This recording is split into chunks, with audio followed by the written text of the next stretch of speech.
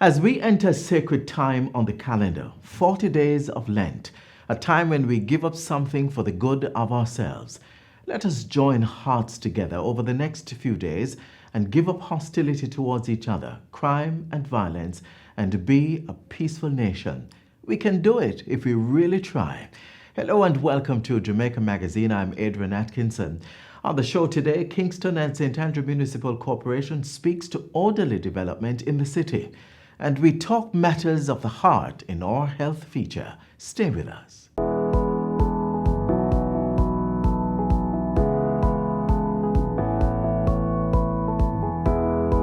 The ECJ will be renewing all voter ID cards. Visit any EOJ constituency office or voter ID card renewal center if your card has an issue date of 2015 or before. Cards with issue dates 2016 or later will automatically be reprinted. The ECJ will notify cardholders when cards are ready. Current ID cards will be valid until December 2020. For more information, contact the ECJ.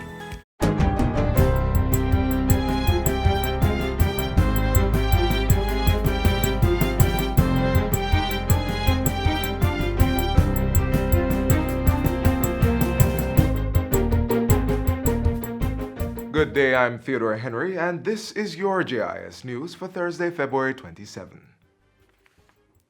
The Jamaican government has expanded its travel ban imposed to prevent any local introduction or spread of the novel coronavirus, COVID-19, to now include Italy, South Korea, Singapore, and Iran. These are the countries reporting the highest number of COVID-19 cases outside of mainland China, for which the Health Ministry had previously announced a travel ban on January 31. The majority of cases in those countries, or these countries, which I'll name, have been due to in-country transmission. So unlike in the past, when countries had imported cases, what is happening now is that within countries, cases are being transmitted or spreading internally, which makes these countries a higher risk than previously when the cases were isolated. The Health Minister provided that update in a press briefing this morning. He reported that of 141 persons who have arrived from China within the 14-day incubation period, 5 are in government quarantine, another 5 are quarantined at home, while 5 are in isolation. The Health Minister has, meanwhile, explained why port health officials refused docking clearance for the MSC Meraviglia cruise ship at the Ocherius port on Tuesday. I think it should be known that the vessel, having had a requirement under the quarantine laws to report any health-related threat that is on board prior to landing, did not make such a report. In fact, they filed a report which did not give any indication that that was the case. When the health team actually boarded the vessel, they discovered that there was an individual in isolation on the vessel. That, in effect, is a breach of the protocol. And so the health team, having learned of the situation after they boarded, requested additional particulars, the clinical history, etc. Vessel came in at 8:30. My understanding it should have left at 4. We never got information hours after requesting it. A decision was taken that given all of those factors, the late notification, the breach of protocol, the fact that that person was isolated, it was in the best interest of our country and our people to ask the vessel to continue on to its next port. In other health news, an additional 30 Cuban medical professionals are set to arrive in Jamaica today to further bolster government's delivery of quality healthcare services. They will join the 276 Cuban medical professionals currently serving the local public health sector.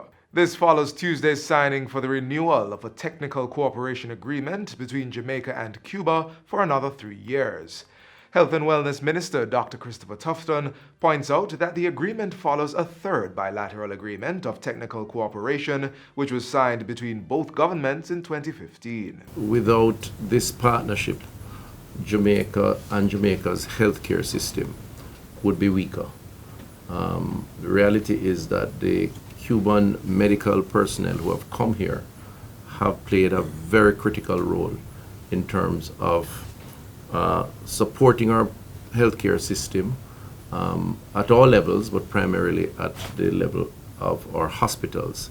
Ambassador of Cuba to Jamaica, Her Excellency Inez Forres Fernandez, says it marks a significant milestone in both countries' ongoing collaboration.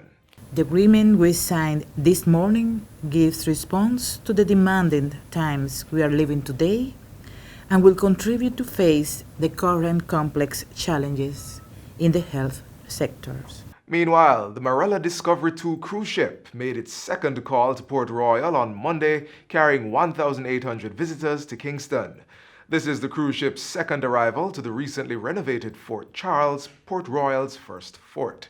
The 500-year-old heritage site was recently refurbished by the Port Authority of Jamaica and other government agencies. Fort Charles was revitalized with additional features, including officers' quarters, a new ticket booth, and a souvenir and merchandise shop.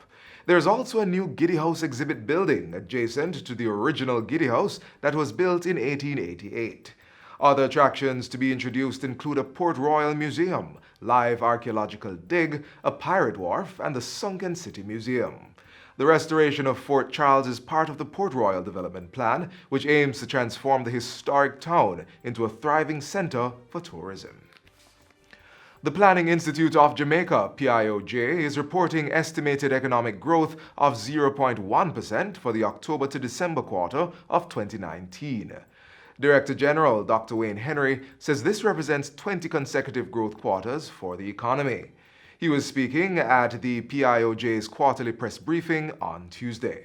The outturn during the quarter reflected the combined impact of 1. Increased external demand from Jamaica's main trading partners, which supported increased exports of some goods and services. 2. Increased hotel room capacity and air seat capacity, which facilitated growth in stopover visitor arrivals. Other factors outlined by Dr. Henry include favorable weather conditions, which facilitated better outputs for some domestic crop groups, as well as increased use of financial services.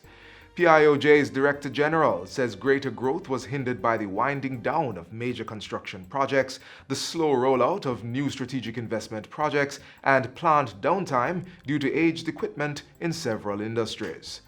Overall, he says real gross domestic product, GDP, for the 2019 calendar year is estimated to have grown by 0.9%, representing consecutive growth for 7 years. 9 high schools from across the island have now been incorporated into the new Technical and Vocational Education and Training TVET program. So right now we have 9 high schools which are a part of our new TVET program. 8 of them technical high schools and 1 a traditional high schools, because we want to prepare our youngsters for the future. The Education State Minister was speaking recently at a professional development symposium put on by the Heart Trust National Service Training Agency. And finally, the Ministry of Education is reporting that the overall administration of the Primary Exit Profiles PEP ability test for this year went smoothly with no major issues. Reports from across the ministry's 6 regions indicate that the exam on Tuesday began on time, all scripts were in place, and the centers were observed to be properly arranged and students were settled. Just over 39,000 students are registered to sit the exams this year. The second component, the Grade 6 performance tasks, will take place on Thursday, March 19 and Friday, March 20. The curriculum-based tests are set for Thursday, April 23 and Friday, April 24, 2020. And that's it for JIS News Today. I'm Theodore Henry. Thanks for watching.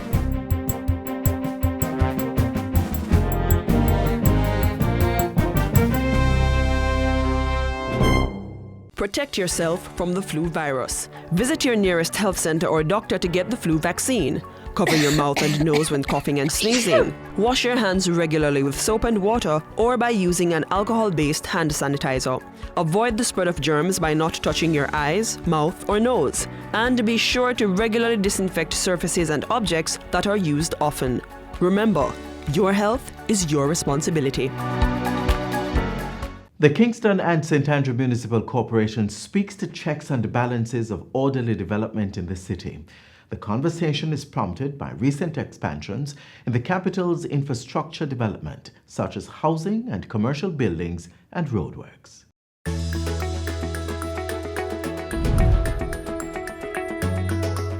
Hello and welcome to OPM Connect, the program that gives you an insight into government's plans, policies, and programs. I'm Naomi Francis. You know, there are several really good and meaningful projects taking place across the length and breadth of Jamaica. Today, we move away a little bit from central government and focus on what's happening at a local government level, and specifically in the Kingston and St. Andrew Municipal Corporation. The development of downtown Kingston is very, very important to so many people living in the capital. What's really happening? Well, we have three very important persons joining us to tell us a little bit more about that. We have His Worship the Mayor of Kingston and St. Andrew, Senator Councillor Delroy Williams. Welcome, Mayor. All right, we also have Ms. Monique Grant. She is the Urban Planning Officer at the Kingston and St. Andrew Municipal Corporation, the KSAMC, and none other than the Town Clerk himself, Mr. Robert Hill. Ladies and gentlemen, good afternoon. Thank you so much for joining us here on OPM Connect. Hi, Naomi. Good afternoon. Well, let me start off with the first question, because I see this a lot, especially on social media, and this is really a program streamed on social media. So let's start at the point where I see a lot of people expressing concerns about the rapid pace of development taking place across Kingston. You know, I saw a tweet, especially from the president of the JMEA, Mr. Pandoe, asking, is there really a balance and check system going on? Because all these rises are going up so fast. So Mayor, I ask you the question, what's happening really in terms of the development of downtown Kingston? Are there checks and balances? Well, firstly, there is a development order which Monique could speak to more definitively, and so all the development taking place across the municipality really fall within the development order, the provisional development order. Yes, there are checks and balances. There are many in going through the approval process for an approval for a development. There are many checks and balances. There are many things that go into making a decision, a final decision.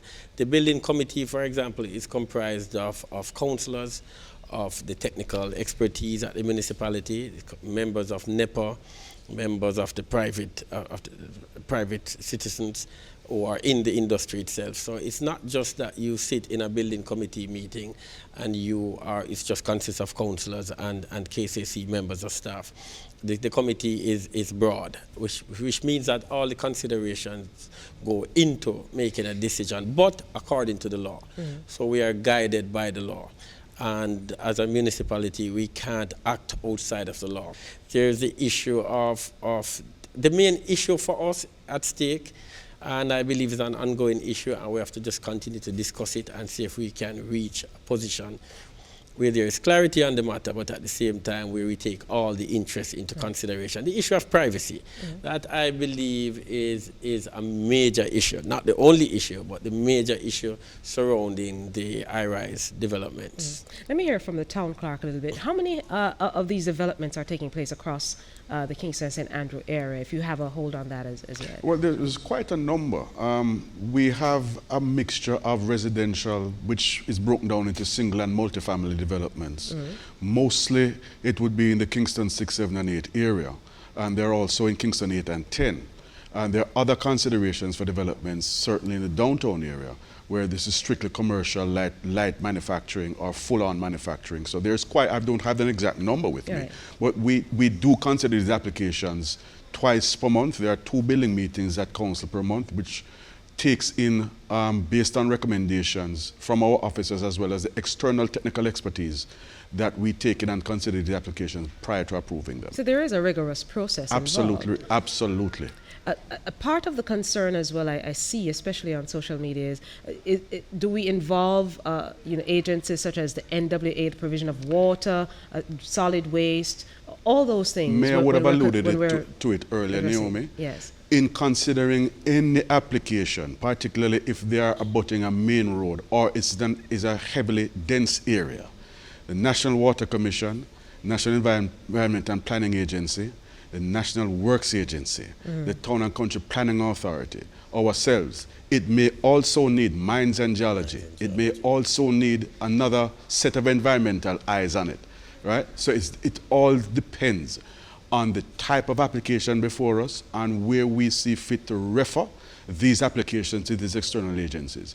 May I also indicated that at the sitting of these committee meetings, all of these agencies are represented, and also the Institute of Engineers, the Institute of Architects are also part of the committee, which also brings to bear their expertise and opinions in reviewing, evaluating, and granting approval or not to various applications that come before us. You know, Mayor, Ms. Grant, Town Clerk, you know, the Prime Minister has said it, that especially when you have such a dense population in a small area, we have to rethink how we deal with development, and especially when we want the population that primarily works in the Kingston area to be near to work. How then do we rethink it? Because you have examples of other major cities with high rises and large developments taking place.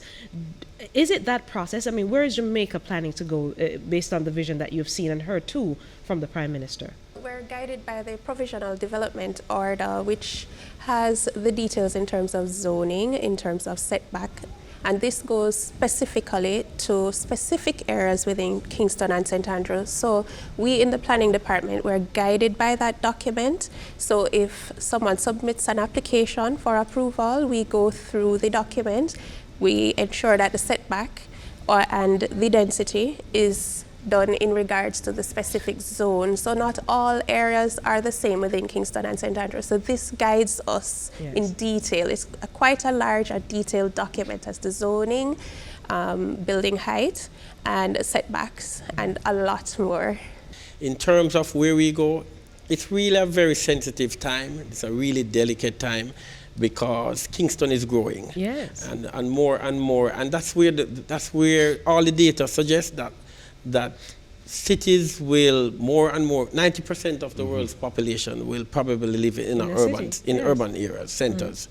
And so that's where we're going. Kingston is basically, that is what is happening to Kingston. More and more persons are coming into Kingston, and you have to find accommodation for them.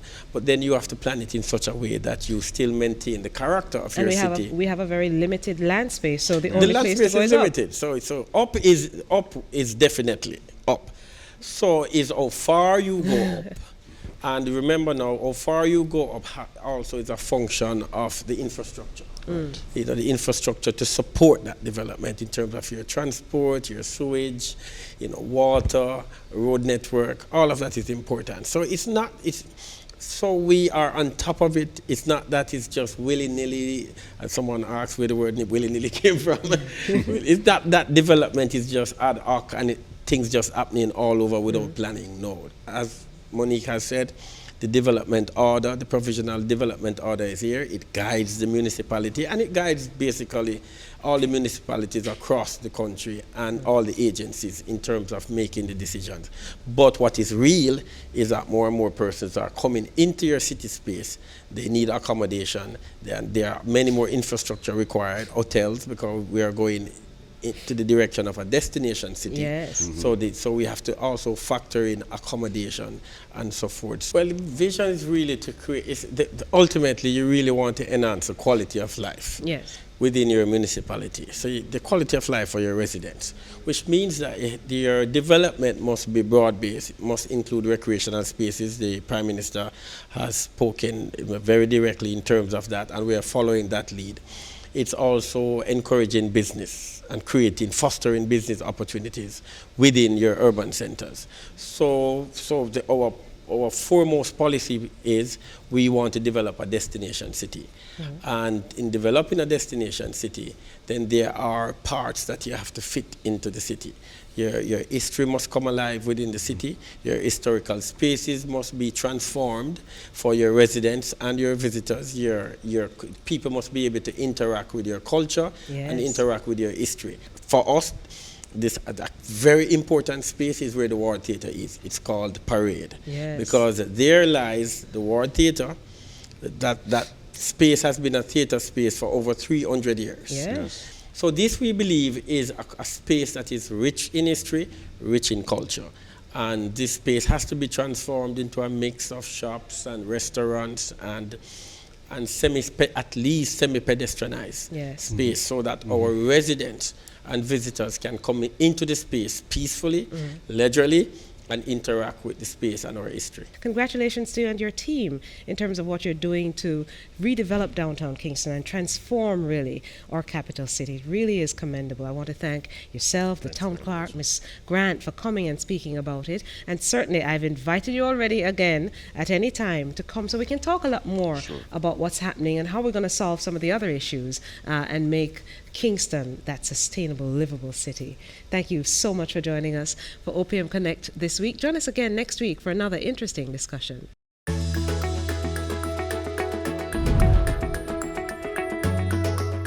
Did you know? The consequence of not exercising, consuming excessive sugars, trans fat, sodium and alcohol, and smoking is that sooner or later you will become seriously ill? These are known causes of non-communicable diseases, known to damage critical organs in the body, rendering them dysfunctional, leading to premature death. Avoid the unhealthy habits, treat your body right, eat well, exercise, and live longer, more productive lives. Up next, how diabetes can contribute to heart disease.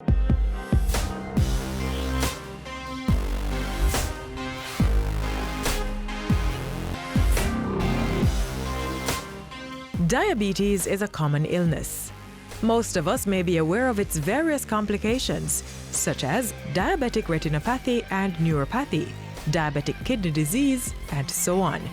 But when it comes to deaths caused from diabetes, cardiovascular complications account for the majority. Diabetes is recognized as one of 4 major factors for developing cardiovascular disease, the others being hypertension, obesity, and cigarette smoking. About 68% of persons over the age of 65, and this is data now from the American Heart Association, 65% of persons over the age of 65 who have diabetes will die from heart disease, and about another 16% will die of stroke. Before we take a look at how to manage or even prevent cardiovascular complications of diabetes, let us look at how persons come to develop the disease.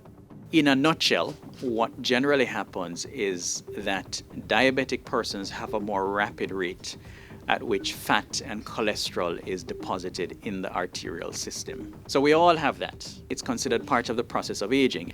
Fat and cholesterol is being laid down in our arteries. However, diabetic persons tend to have that happen at a more rapid rate. Okay? And as a result of that, what tends to happen is that diabetic persons will progress to a point where they have compromised vessels. So in other words, the lumen, the diameter of the vessel, is narrowed, the flow of blood is limited. And as the heart muscles become starved of blood, various acids accumulate and persons will tend to experience what is called angina, or a type of chest pain. You may get complete blockage of the vessel, which may now result in what is called a heart attack. Heart tissues are not meant to function in an environment where the blood sugar level is elevated. And so, another incidence of diabetic cardiovascular complication results where high blood sugar levels in persons who are diabetic becomes directly toxic to heart cells. This impairs the ability of blood vessels to open normally under conditions of stress, such as exercise, and also causes inflammation and impaired clotting of the blood. So if they're chronically exposed to those levels of elevated blood sugars, then there are biochemical consequences. There's weakness of the heart muscle, and patients, many of them, go on to developing heart failure and so on. The diagnosis of cardiovascular complications is more difficult in diabetics, where the symptoms appear unclear or may be different from the non-diabetic patient. Take, for example, a non-diabetic person with, say, coronary heart disease. Generally, they will say, well, look, doc, I felt pressing pain to the center of my chest. It's moving down my left arm. It comes on with activity. It stops when I stop engaging in whatever activity. It feels like a weight or like a pressure, like a squeezing sensation, and it's associated with other things like shortness of breath and so on. Diabetics, however, have a particular problem because they have damage to the nerves. and therefore they may not actually experience chest pain at all. If they do, it may not be the typical angina which we would normally expect a patient to describe. Okay, so oftentimes diabetic patients who are having cardiovascular disease will say that, doc, I just feel a little funny sensation in my chest, a little discomfort, I just feel short of breath, or I'm walking up the stairs, or I'm running after my grandkids and I find that I'm just out of breath. The rest of the diagnostic process, however, is similar and may include an echocardiogram, ECG, blood works, or various stress tests accessible at public health facilities and at the Heart Foundation of Jamaica. Generally, diabetic patients will have elevated blood sugars in their urine, which, if identified, serves as a red flag and need for more specific testing. A urinalysis or urine dipstick test is generally done as part of school medicals, oftentimes as a screening test for diabetes. As with every illness, early detection and prevention is key to having good health. It would be good every year for every person to be checked. If you're diabetic, you would have been told how often you need to check your blood sugar by your health professional. But if you're just doing checks and you're healthy otherwise, then at least once a year to check your cholesterol, your sugar, your blood pressure, do your ECG to see if there is any abnormality in the heart. The treatment of cardiovascular disease in diabetic patients is more holistic, involving lifestyle changes to include diet, exercise, and maintaining a healthy weight. In a nutshell, we advocate for, eating primarily fruits and vegetables, things like whole grains and nuts, limiting one's intake of fast foods, foods with high fat content, high cholesterol, salt, and so on, and portion size management as well. More unprocessed foods, less of the very refined high sugar foods. So there are those foods that are obviously very high in sugar. So the typical recommendation, if you look at a plate, half of the plate should be more plant-based foods, leafy vegetables, and some fruit.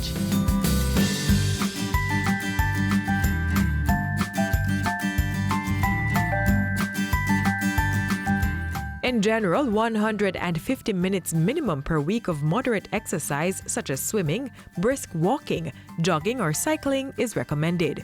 Besides the lifestyle changes, clinical treatment through prescription drugs and surgical procedures is an important element in caring for persons with cardiovascular complications of diabetes.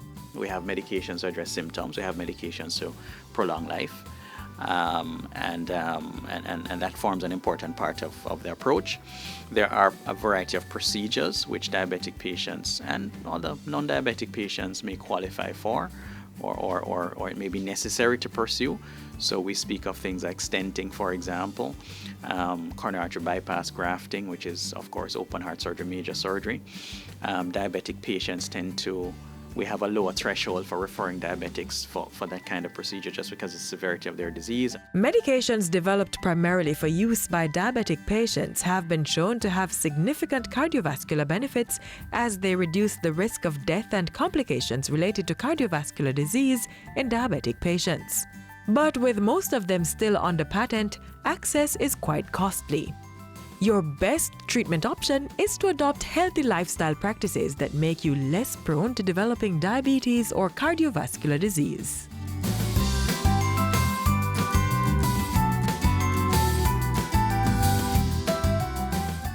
This is where our journey ends, but only for today. Do join us again tomorrow when we'll bring you another informative program. In the meantime, stay connected via our website at jis.gov.jm. And while you're online, send your feedback to Jamaica Magazine at jis.gov.jm or via tweet at JIS News. On behalf of the entire production crew, I'm Adrian Atkinson. Do take care.